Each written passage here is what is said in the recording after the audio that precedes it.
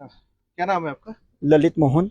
ललित मोहन जी, क्या घटना हुई है और इस वक्त आप पोस्टमार्टम हाउस पर मौजूद हैं? हाँ, घटना ये हुई है कि मेरी बेटी डॉक्टर तन्वी, जो कि सितंबर 2023 में उसने इंद्रेश हॉस्पिटल में जो है एडमिशन ली एमएस ऑप्थेल्मोलॉजी में।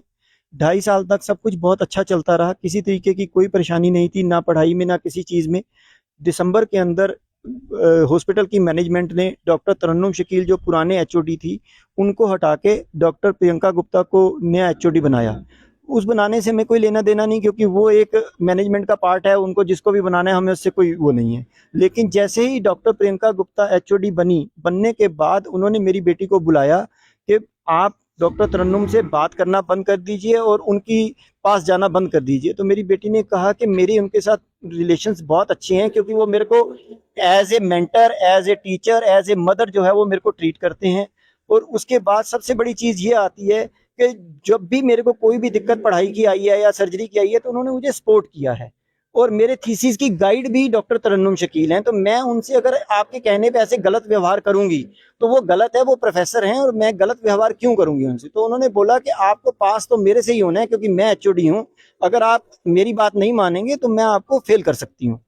इसके बाद क्या हुआ कि उसने बेटी ने मुझे बताया, मैं जाके पिछले 4 महीने में 3 बार जाके मैं डॉक्टर प्रियंका गुप्ता से मिला। उन्होंने मेरे को मिलने पहली मीटिंग में ही उन्होंने मुझे बोला कि बोलते हैं कि आप जो है मैं एचओडी बन गई हूँ, मैं पहले एसोसिएट प्रोफेसर थी और अब मैं प्रोफेसर भी हो गई हूँ, लेकिन मेरी सैलरी हाइक नहीं हुई, मेरी सैलरी कैसे हाइक होगी। तो मैं कहा मैम, वो मुझे सवाल आप क्यों कर रहे हैं, ये सवाल आप मैनेजमेंट से कीजिए। नहीं, आप लोग भी तो फीस देते हो ना, तो आप लोग भी तो कुछ ध्यान रख सकते हो। तो मैं कहा मैम, ये हमारा पार्ट नहीं है, मेरा काम है अपने बच्चे की फीस देना 3 साल की। वो फीस मैं ऑलरेडी अपने डिपार्टमेंट में हॉस्पिटल के जमा करवा चुका हूँ। तो कहती कोई बात नहीं, मेरे बच्चे ने पास तो हमारे से ही होना है। मैं कहा कोई बात नहीं, मेरे बच्चे का एकेडमिक रिकॉर्ड बहुत अच्छा है, मेरे को उस चीज़ का डर नहीं है, मेरा बच्चा पढ़ने में बहुत अच्छा है। तो उसके बाद क्या हुआ जी कि ये मेरे बच्चे को बार बार तंग करते रहे। अब कल कल रात को मेरी एक रूटीन होती है कि डेली मेरी बच्चे से रात को 7, 8, 9 बजे बात होती है। तो रात को 9 बजे मैंने अपनी बेटी को कॉल किया।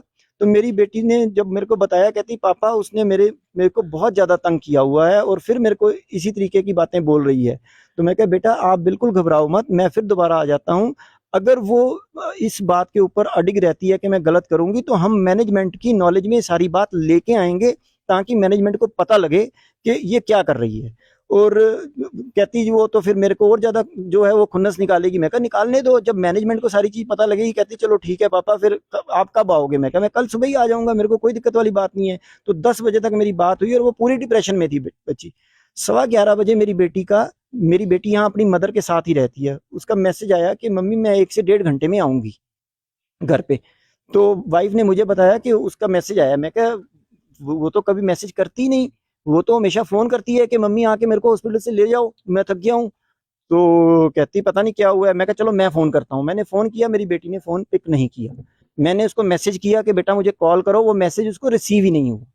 तो मेरा माथा ठनका कि मेरा बच्चा इतना परेशान हुआ है, कोई गलत स्टेप की तरफ ना जाए। मैंने तुरंत गाड़ी उठाई, मैं यहाँ देहरादून आ गया।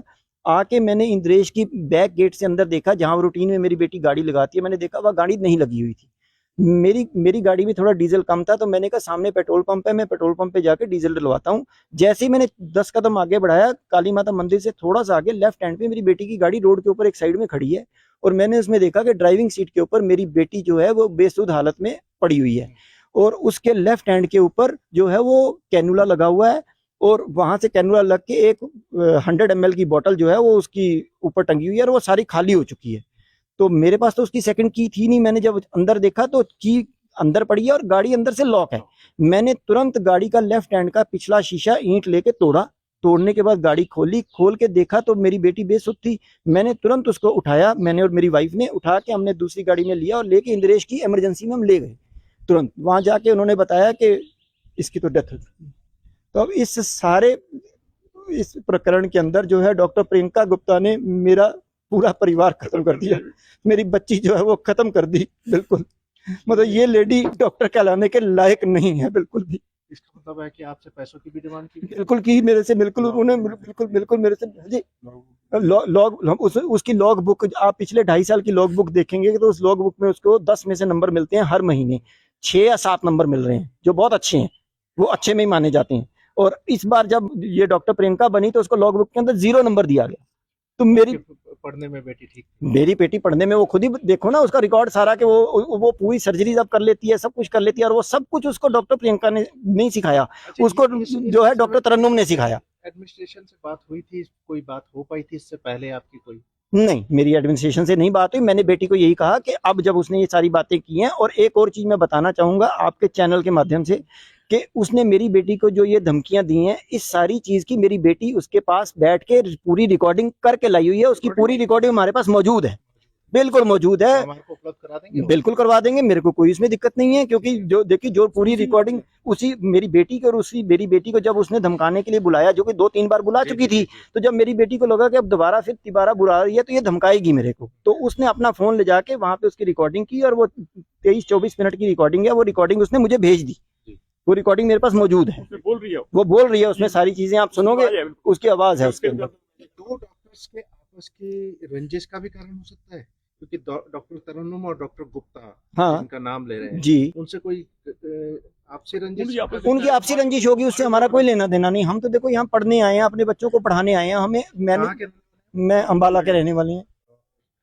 पिछले 3 साल से यहाँ हाँ, पर लड़की थी। बिल्कुल। उस बीच किसी तरह की नहीं, कोई परेशानी नहीं आई हमें। मैं ऐसे गलत कहूँ कि मैनेजमेंट की तरफ से, किसी तरफ से हमें कोई परेशानी नहीं थी। और अब भी यही बात हुई कि जब अगर डॉक्टर प्रियंका तंग कर रहे हैं तो हम मैनेजमेंट की नॉलेज में ये लेके आए। तो मैंने वही बेटी को कहा कि मैं कहा बेटा कोई बात नहीं, मैं सुबह आऊंगा। वो नौबत ही नहीं आ।